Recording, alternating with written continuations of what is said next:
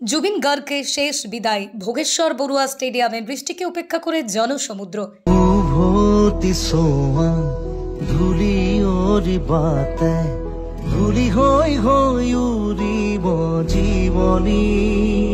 আসামের প্রিয় শিল্পী হার্ট থ্রব জুবিন গার্গকে শেষ শ্রদ্ধা জানাতে রবিবার ভেসে উঠল জনসমুদ্র।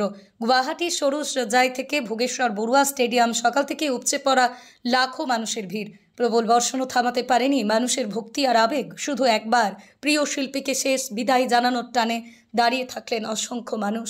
স্টেডিয়ামের ভিতর ও বাইরে অশ্রুসিক্ত দর্শকদের ঢল চোখে পড়ার মতো। প্রত্যেকেই যেন বলেছিলেন, জুবিন শুধু একজন শিল্পী নন, তিনি ছিলেন অনুভূতির প্রতীক, আসামের আত্মা।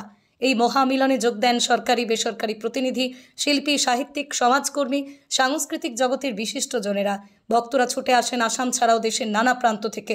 ভিড় এতটাই বিপুল ছিল যে তা বিশ্বের অন্যতম বৃহত্তম জনসমাগম হিসেবে নথিভুক্ত হওয়ার পথে।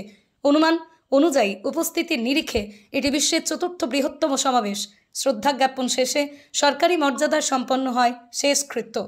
রেখে গেলেন তিনি অগণিত অমর সৃষ্টি আর এক অবিনশ্বর স্মৃতি, যা প্রজন্মের পর প্রজন্ম ধরে মানুষের হৃদয়ে বেঁচে থাকবে।